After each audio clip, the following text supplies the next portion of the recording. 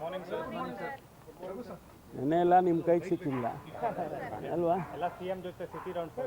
ಹಾಂ, ನೀವು ಹೋಗ್ಬಿಟ್ಟು ನಮ್ಮ ಕೈಗೆ ಸಿಕ್ಕಲಿಲ್ಲ.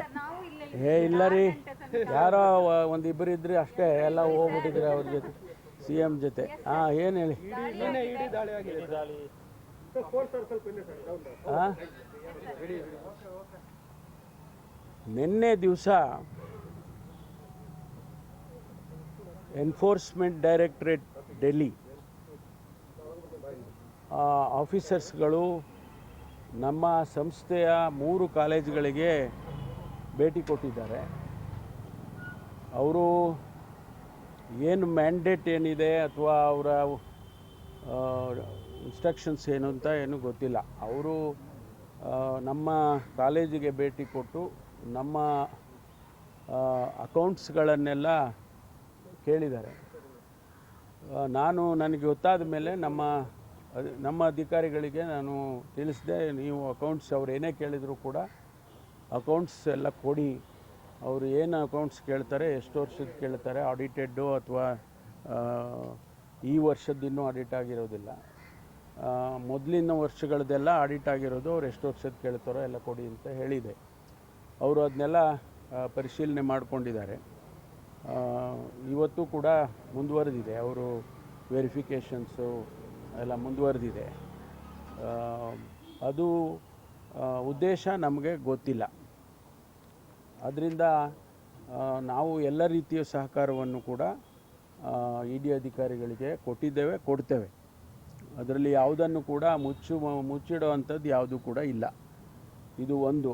ಎರಡನೇದು, ನಾನು ಮೊದಲಿನಿಂದನೂ ಕೂಡ ಕಾನೂನಿಗೆ ಗೌರವ ಕೊಟ್ಟುಕೊಂಡು ಬಂದಿರೋನು. ಕಾನೂನಿಗೆ, ಈ ದೇಶದ ಕಾನೂನು ಎಲ್ಲರಿಗೂ ಒಂದೇ ಕಾನೂನು, ಬೇರೆ ಬೇರೆಯವರಿಗೆ ಬೇರೆ ಬೇರೆ ಕಾನೂನಿಲ್ಲ. ದೊಡ್ಡವ್ರಿಗೊಂದು ಕಾನೂನು, ಸಣ್ಣವರಿಗೊಂದು ಕಾನೂನು, ಆ ರೀತಿ ಕಾನೂನು ಮಾಡಿಲ್ಲ. ಎಲ್ಲರಿಗೂ ಕೂಡ ಕಾನೂನು ಒಂದೇ. ಆ ಕಾನೂನನ್ನು ಗೌರವಿಸ್ತಕ್ಕಂಥವನು ನಾನು. ಆದ್ದರಿಂದ ಯಾವುದೇ ರೀತಿಯ ಸಂದರ್ಭದಲ್ಲೂ ಕೂಡ ಕಾನೂನನ್ನು ನಾನು ಗೌರವಿಸ್ತೇನೆ ಮತ್ತು ಎಲ್ಲ ರೀತಿಯ ಸಹಕಾರವನ್ನು ಕೂಡ ನಮ್ಮ ಸಂಸ್ಥೆ ಮಾಡುತ್ತೆ.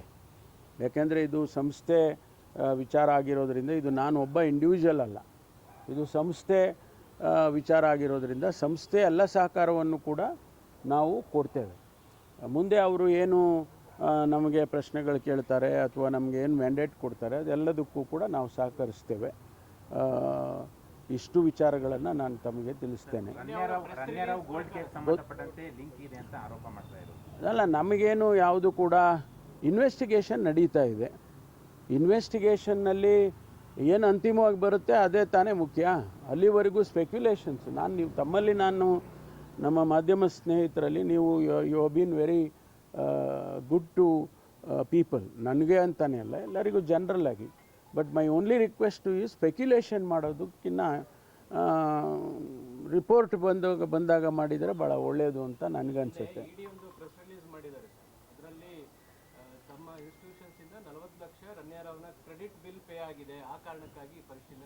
ಅಲ್ಲ, ಅವ್ರು ಮಾಡಲಿ, ಏನು ಬೇಕಾದರೂ ಅವರು ಪರಿಶೀಲನೆ ಮಾಡಲಿ. ನಾನು ಹೇಳಿದ್ನಲ್ಲ, ನಾವು ಎಲ್ಲ ರೀತಿಯ ಸಹಕಾರವನ್ನು ಕೊಡ್ತೀವಿ. ನನಗೂ ಕೂಡ ಅವರು ಸಂಸ್ಥೆಗೆ ಕೊಡಬೇಕಲ್ಲ. ಅದಾಗಿದ ಮೇಲೆ ತಿಳಿಸೋಣ. ಅಲ್ಲಿ ತನಕ ನಾವು ಯಾವುದನ್ನು ಕೂಡ ರಿಯಾಕ್ಟ್ ಮಾಡೋಕ್ಕೆ ಹೋಗೋದಿಲ್ಲ. ED ಅಧಿಕಾರಿಗಳು ಮತ್ತು ಕೇಂದ್ರ ಸರ್ಕಾರ ದಲಿತ ನಾಯಕರನ್ನೇ ಟಾರ್ಗೆಟ್ ಮಾಡ್ತಾ ಇದೆ. ಪರಮೇಶ್ವರ್ ದಲಿತರು ಅನ್ನೋ ಕಾರಣಕ್ಕೋಸ್ಕರವಾಗಿ ಟಾರ್ಗೆಟ್ ಮಾಡಿದ್ದಾರೆ, CM ಮತ್ತು ಸುರ್ಜೇವಾಲಾ ಹೇಳಿದ್ದಾರೆ. ಇಲ್ಲಪ್ಪ, ನನಗದು ಗೊತ್ತಿಲ್ಲ. ಅದು ನಾನೀಗ ಈ ಸಂದರ್ಭದಲ್ಲಿ ಅವೆಲ್ಲ ಹೇಳೋಕ್ಕೆ ಹೋಗೋದಿಲ್ಲ. ಯಾಕೆಂದರೆ ಅವರೇನು ಜಾತಿ ನೋಡ್ಕೊಂಡು ಬರ್ತಾರಾ ಅಂತ ಒಂದು ಪ್ರಶ್ನೆ ಬರುತ್ತೆ. ಅದೆಲ್ಲ ಏನು ನಾನು ಅದನ್ನು ಹೇಳೋಕ್ಕೆ ಹೋಗೋದಿಲ್ಲ. ಅವ್ರು ಹೇಳಿದರೆ ಅದು ಅವ್ರು ಯಾವ ಅರ್ಥದಲ್ಲಿ ಹೇಳಿದಾರೋ ಗೊತ್ತಿಲ್ಲ ನನಗೆ. ಅಲ್ಲಲ್ಲ, ನಾನೀಗೇನೂ ಹೇಳೋಕ್ಕೆ ಹೋಗೋದಿಲ್ಲ. I will not be able to say anything. ಮುಂದಿನ ಮುಖ್ಯಮಂತ್ರಿ ಲಿಸ್ಟಲ್ಲಿ ತಮ್ಮ ಹೆಸರು ಕೂಡ ಇತ್ತು. ಇದೊಂದು ರೀತಿ ರಾಜಕೀಯ ಪ್ರೇರಿತ ಅನ್ಸಲ್ವಾ ಸರ್ ತಮಗೆ? ನಾನೇನು ಹೇಳಕ್ಕೆ ಹೋಗೋದಿಲ್ಲ. ಈಗ ಬಿಜೆಪಿಯವರು ಅದನ್ನೇ ಆರೋಪ ಮಾಡಿದ್ದಾರೆ ಸರ್, ಕನ್ನಡವು ಗೋಲ್ಡ್ ಕೇಸ್ ಸಂಬಂಧಪಟ್ಟಂತೆ ಪರಮೇಶ್ವರ್ ಅವರ ಪಾತ್ರ ಇದೆ ಅಂತ ಆರೋಪ ಮಾಡ್ತಾ ಇದ್ದಾರೆ. ಆರೋಪ ಮಾಡ್ತಾ ಇದ್ದಾರೆ ಅಷ್ಟೇ ತಾನೇ.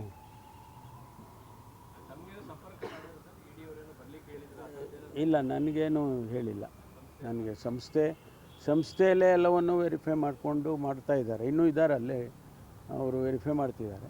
ಹೊಸದಾಗಿ ಕೆಲವೊಂದು ಆಸ್ತಿಗಳ ಖರೀದಿ ಸಂಬಂಧಪಟ್ಟಂತೆಯೂ ಕೂಡ ಅಲ್ಲ ರೀ, ನಾವು ಒಂದು ಸಂಸ್ಥೆ ಬೆಳೀತಕ್ಕಂಥ ಸಂಸ್ಥೆ ಇದೇನು ನಮಗೇನು 68 ವರ್ಷ ಆಗಿದೆ ಸಂಸ್ಥೆ ಪ್ರಾರಂಭ ಮಾಡಿ. ನಾವು ಪ್ರೋಗ್ರೆಸ್ ಆಗಬೇಕಲ್ಲ. ನಾವು ಇಂಜಿನಿಯರಿಂಗ್ ಕಾಲೇಜ್ ಮಾಡ್ದೋ, ಮೆಡಿಕಲ್ ಕಾಲೇಜ್ ಮಾಡ್ದೋ, 2 ಮೆಡಿಕಲ್ ಕಾಲೇಜ್ ಮಾಡ್ದೋ, ಆಮೇಲೆ ಇತ್ತೀಚೆಗೆ ಮತ್ತೊಂದು ಇಂಜಿನಿಯರಿಂಗ್ ಕಾಲೇಜು, ಅದು ನಮ್ಮ ಅವರು ಪರಿಚಯದವರೇ, ನಮ್ಮ ಶಾಸಕರಾಗಿದ್ದಂಥವರು ಶಫಿ ಅಹಮದ್ ಸಾಹೇಬರು, ಅವರು ಮುಚ್ಚುವ ಸ್ಥಿತಿಗೆ ಬಂದಿತ್ತು. ಅದನ್ನು ನನ್ನ ಹತ್ರ ಬಂದವರು ಕೇಳಿಕೊಂಡ್ರು, ನಮಗೆ ಮುಚ್ತಾ ಇದ್ದೀವಿ, ದಯವಿಟ್ಟು ನೀವಾದರೂ ತೊಗೊಳ್ಳಿ, ನಡೆಸಿ. ಆಯ್ತಪ್ಪ, ನಮಗೆ ಸಾಧಕ ಬಾಧಕ ನೋಡ್ಕೊಂಡು ಮಾಡ್ತೀವಿ ಅಂತೇಳಿ ನಾವು ತೊಗೊಂಡ್ವಿ, ಟೇಕನ್ ಓವರ್ ಮಾಡಿದ್ವಿ. And everything is in black and white, ಇದರಲ್ಲೇನು ಹಿಂದೆ ಮುಂದೆ ಇಲ್ಲ. ಮತ್ತು ಆ ಸಂಸ್ಥೆಯನ್ನು ಈಗ ಪುನಶ್ಚೇತನ ಮಾಡ್ತಾಯಿದ್ದೀವಿ. ನಮ್ಮ ಸಿದ್ಧಾರ್ಥ ಸಂಸ್ಥೆಯಲ್ಲಿ 40,000 ಇಂಜಿನಿಯರ್ಸ್ ಆಚೆ ಬಂದಿದ್ದಾರೆ ಕಳೆದ 35 ವರ್ಷದಲ್ಲಿ, ಮತ್ತು 10,000 ಡಾಕ್ಟರ್ಸ್ ಆಚೆ ಬಂದಿದ್ದಾರೆ. ನಮ್ಮದೇನೋ ಒಂದು ಅಳಿಲಸೆ, ನಮ್ಮ ತಂದೆಯವರು ಮಾಡಿದ್ದು ಈ ಸಂಸ್ಥೆ. ನಮ್ಮ ಮಲ್ಲಿಕಾರ್ಜುನ್ ಖರ್ಗೆ ಅವರು ಕೂಡ ಅಧ್ಯಕ್ಷರಾಗಿದ್ದರು, ಮಲ್ಲಿಕಾರ್ಜುನ್ ಸ್ವಾಮಿಯವರು ಅಧ್ಯಕ್ಷರಾಗಿದ್ದರು. ಹಾಗಾಗಿ ನಮಗೆ ಆ ಸಂಸ್ಥೆಯನ್ನು ಬೆಳಿಬೇಕು ಅಂತಕ್ಕಂಥದ್ದು, ಬೆಳೆಸಬೇಕು ಅಂತ. ಅದನ್ನು ಅದೇ ತಪ್ಪು ಅಂದರೆ ಹೇಗಾಗುತ್ತೆ? ವರ್ಷಗಳಿಂದ ನಡೀತಾ ಇದೆ ಸಂಸ್ಥೆ, ಈಗ ಇಡಿಯವರು ಅದರಲ್ಲಿ ತಪ್ಪು ಹೋಗಿದ್ದಾರೆ ಅಂತೇಳಿ ಸುದ್ದಿಯನ್ನು ಟೀಕೆ ಮಾಡ್ತಾರೆ. ಎಲ್ಲ ಮಾಡಲಿ, ಅವರು ಮಾಡೋದಕ್ಕೆ ನಾನು ಬೇಡ ಅಂತ ಹೇಳೋದಿಲ್ಲ, ಮಾಡಲಿ. ಗೋಲ್ಡ್ ಕೇಸ್ ಪ್ರಕರಣಕ್ಕೂ ನಿಮ್ಮ ಶಿಕ್ಷಣಕ್ಕೂ ಸಂಬಂಧ ಇಲ್ಲ ಅಂತೀರಾ ಸರ್? ನೋಡಿ, ನಾನು ಏನೂ ಹೇಳಕ್ಕೆ ಹೋಗಲ್ಲ, ರಿಪೋರ್ಟ್ ಬರಲಿ ಅಲ್ಲ. ಈಗ ಸಂಬಂಧ ಯಾರು ಹೇಳಿರೋದು? ಹಿಂದಿನವರು ಯಾರೋ ಹೇಳಿದ್ದಾರೆ ಅಂದ ತಕ್ಷಣಕ್ಕೆ ನಾನು ಅದಕ್ಕೆ ಉತ್ತರ ಕೊಡೋಕ್ಕೆ ಹೋಗಲ್ಲ.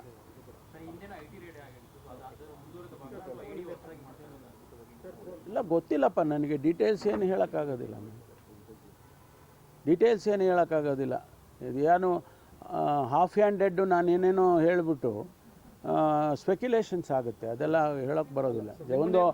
ಒಬ್ಬ ಜವಾಬ್ದಾರಿಯುತ ಮನುಷ್ಯನಾಗಿ ನಾನು ಅವೆಲ್ಲ ಹೇಳಕ್ಕೆ ಹೋಗೋದಿಲ್ಲ. Thank you.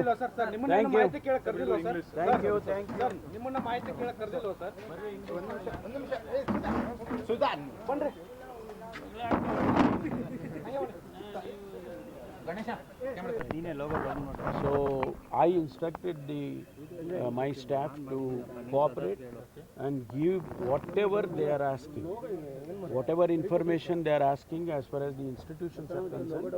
I have asked them to provide those informations, and they have collected.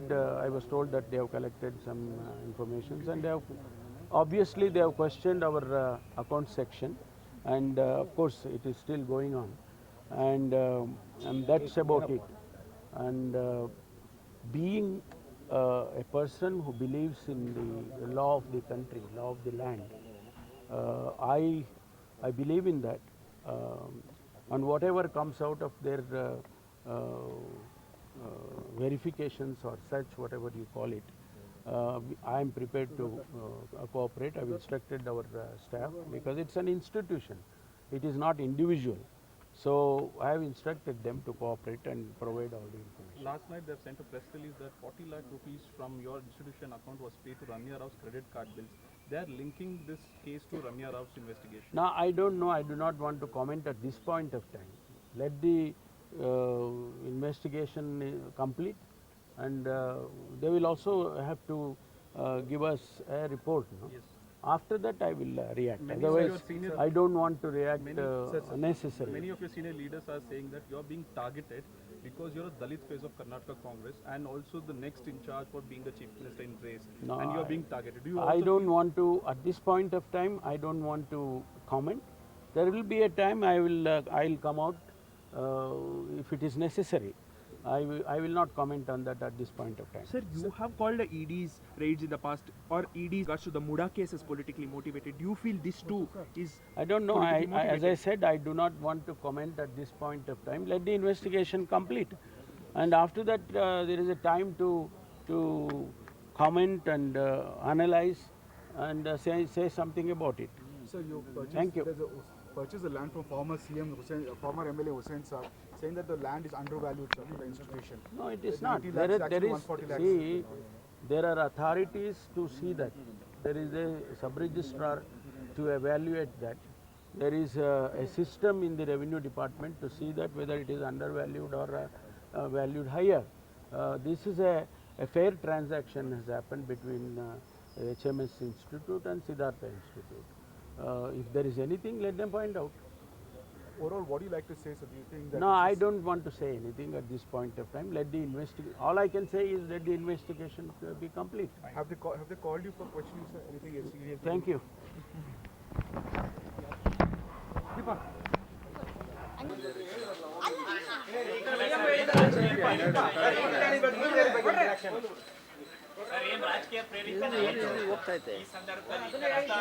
ಬೆಳಗ್ಗೆಯಿಂದಲೂ ಕೂಡ ಒಂದು 100 ಜನ ನಮ್ಮ ಗೃಹ ಸಚಿವರು ಅದರಲ್ಲೇ ಇಲ್ಲ ಅಂತ ಹೇಳಿದ್ರೆ ಹೇಳಪ್ಪ.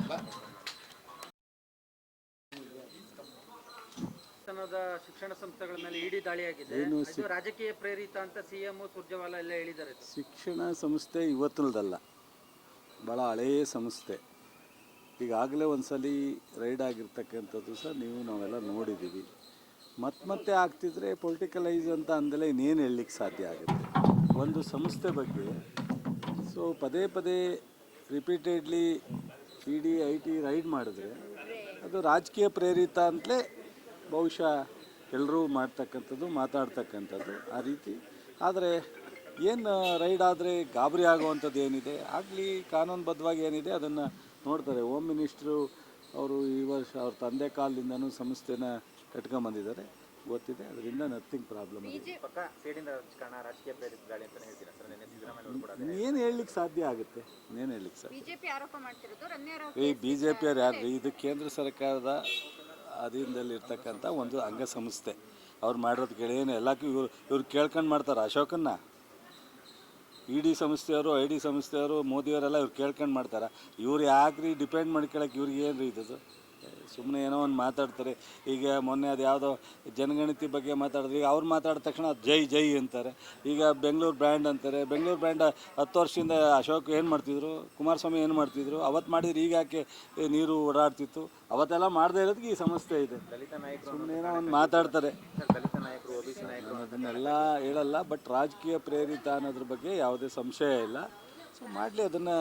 ಸೊ ಸ್ಪಷ್ಟವಾಗಿ ಕಾನೂನುಬದ್ಧವಾಗಿರೋದ್ರಿಂದ ನಮ್ಮ ಗೃಹ ಸಚಿವರು ಅದರಲ್ಲೇನು ಆತಂಕ ಪಡುವಂಥ ವಿಚಾರ. ಏನೇನು ಮಾಡೋ ಕೆಲಸ ಇಲ್ಲ. ಅಧಿಕಾರ ಇದ್ದಾಗ ಏನೂ ಮಾಡಲಿಲ್ಲ. ಈಗ ಸಿಟಿ ರೌಂಡ್ ಮಾಡಿಸಿ ಈಗ ಅವರು ಜೀವಂತವಾಗಿದ್ದೀವಿ ಅಂತ ತೋರಿಸ್ಬೇಕಲ್ಲ. ರಾಜಕೀಯ ನಾವು ಇದ್ದೀವಿ, ರಾಜಕೀಯವಾಗಿ ಜೀವಂತವಾಗಿದ್ದೀವಿ ಅಂತ ತೋರಿಸ್ಬೇಕಲ್ಲ, ಅದಕ್ಕೋಸ್ಕರ ಆಡ್ತಾರೆ. ನಡ್ರಿ ಹೋರಾಟ ಮಾಡ್ತೀರಾ? ನಥಿಂಗ್. ಓಕೆ.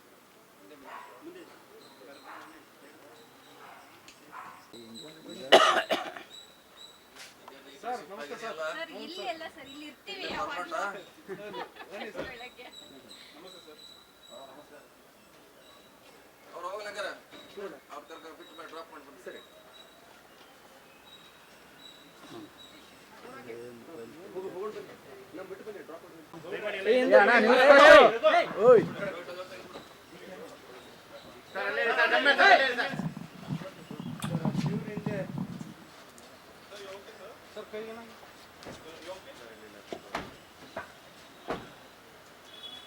ಇಲ್ಲಿ ಜಾಗ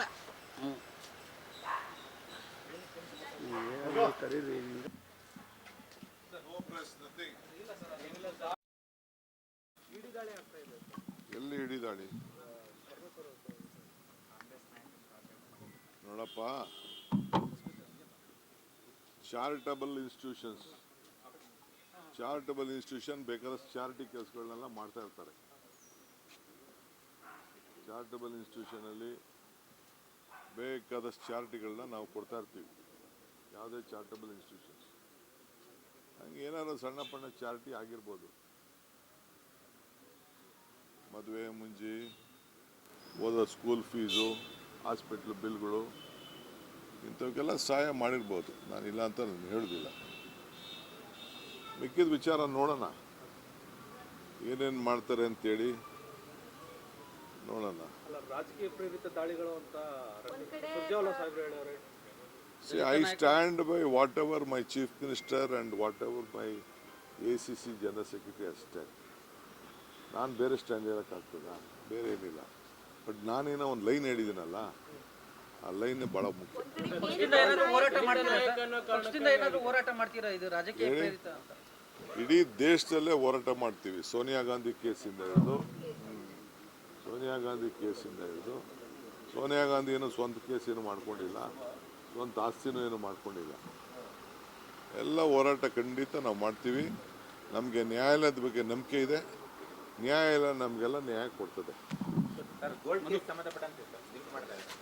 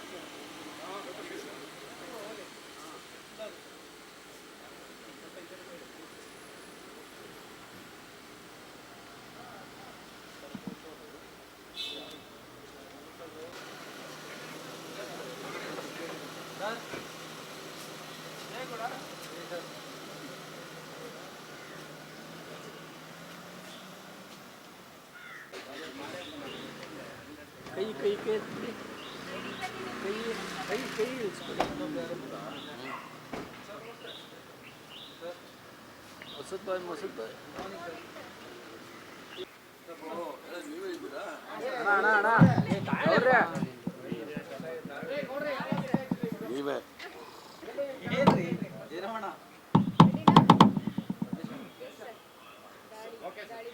ದುರುದ್ದೇಶದಿಂದ ಇಡೀ ದಾಳಿ ಆಗಿದೆ ಅನ್ನುವಂಥ ಆರೋಪ. ಅಂಗೈಯಲ್ಲಿ ಉಣ್ಣಾಗಿರೋದಕ್ಕೆ ಕನ್ನಡಿ ಬೇಕಾಗಿಲ್ಲ. ಸಂಪೂರ್ಣವಾಗಿ ದುರುದ್ದೇಶಪೂರಿತ ಈ ಒಂದು ದಾಳಿ ಇಡೀ ಭಾರತೀಯ ಜನತಾ ಪಾರ್ಟಿ 2014ರಲ್ಲಿ ಅಧಿಕಾರಕ್ಕೆ ಬಂದ ನಂತರ ಯಾರು ಅವರಿಗೆ ಪ್ರಬಲ ವಿರೋಧಿಗಳು ಮತ್ತು ಯಾರು ಅವರ ಸಿದ್ಧಾಂತಕ್ಕೆ ಒಪ್ಪೋದಿಲ್ಲ ಅವರನ್ನು ED IT CBI ಮೂಲಕ ಭಯ ಬೀಳಿಸ್ತಕ್ಕಂಥ ಕೆಲಸ ಮಾಡ್ತಾರೆ. ಅದರಲ್ಲೂ ಸಹ ಡಾಕ್ಟರ್ ಪರಮೇಶ್ವರ್ ಅವರು ಇರ್ತಕ್ಕಂಥ ಸಂಸ್ಥೆ ವಿದ್ಯಾಸಂಸ್ಥೆ ಅವರು ಮಾಡಿರ್ತಕ್ಕಂಥ ವಿದ್ಯಾಸಂಸ್ಥೆ ಅಲ್ಲ. ಅವರ ಪೂರ್ವಜರು ಮತ್ತು ಅವರ ತಂದೆ ಆ ಸಂಸ್ಥೆಯನ್ನು ಇಷ್ಟು ದೊಡ್ಡದಾಗಿ ಬೆಳೆಸಿದ್ದಾರೆ. ಅದರಲ್ಲೂ ಸಹ ದುರ್ಬಲ ವರ್ಗದವ್ರಿಗೆ ಅನುಕೂಲ ಆಗಲಿ, ದಲಿತರಿಗೆ ಅನುಕೂಲ ಆಗಲಿ ಅಂತ ಬೆಳೆಸಿರ್ತಕ್ಕಂಥ ಈ ಒಂದು ಸಂಸ್ಥೆಯ ಮೇಲೆ ದಾಳಿ ನಡೆದಿರೋದು ನೋಡಿದಾಗ ದಲಿತರ ಒಂದು ಸ್ವಾಭಿಮಾನಕ್ಕೆ ಧಕ್ಕೆ ಬರ್ತಕ್ಕಂಥ ಕೆಲಸವನ್ನು ನರೇಂದ್ರ ಮೋದಿಯವರು, ಅಮಿತ್ ಶಾ ಅವರು ಮಾಡ್ತಾ ಇದ್ದಾರೆ. ಆದ್ದರಿಂದ ನಾವು ಪಕ್ಷದಿಂದ ಮತ್ತು ವೈಯಕ್ತಿಕವಾಗಿ ಇದನ್ನು ತೀವ್ರವಾಗಿ ಖಂಡಿಸ್ತೀವಿ.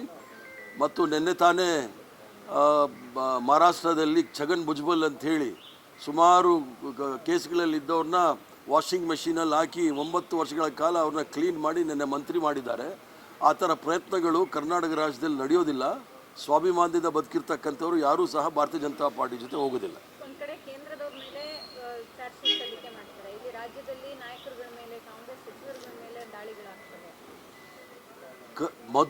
ಮೊದಲನೇದಾಗಿ ದಾಳಿ ಮಾಡಬೇಕಾಗಿರೋದು ಮಧ್ಯಪ್ರದೇಶದಲ್ಲಿ ಇರ್ತಕ್ಕಂಥ ಡೆಪ್ಟಿ ಚೀಫ್ ಮಿನಿಸ್ಟರು ಮತ್ತು ಮಂತ್ರಿ.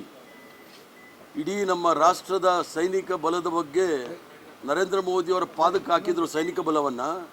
ಮತ್ತು ಇನ್ನೊಬ್ಬ ನಮ್ಮ ಕರ್ನಾಟಕ ರಾಜ್ಯದ ಸೊಸೆ ಆಗಿರ್ತಕ್ಕಂಥ ಸೋಫಿಯಾ ಖುರೇಶಿ ಅವ್ರ ಬಗ್ಗೆ ಹೇಳಿರ್ತಕ್ಕಂಥ ಕೀಳು ಭಾಷೆಗೆ ಇನ್ನೂ ಸಹ ಯಾವುದೇ ಪ್ರತಿಕ್ರಿಯೆ ಇಲ್ಲ.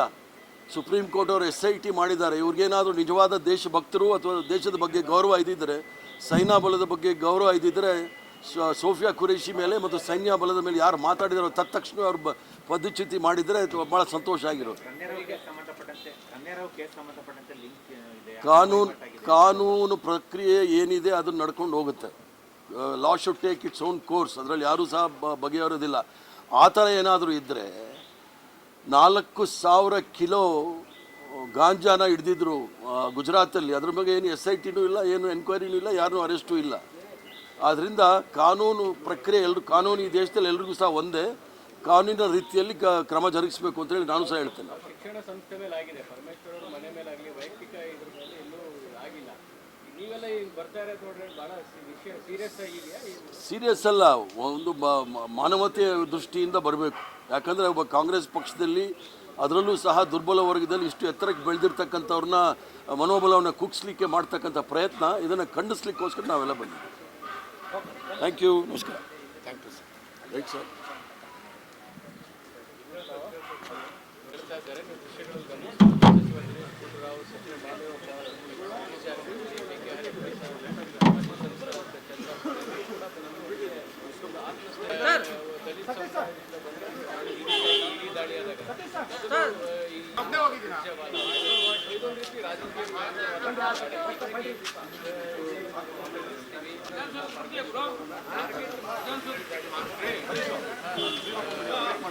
ಜಾಲತಾಣ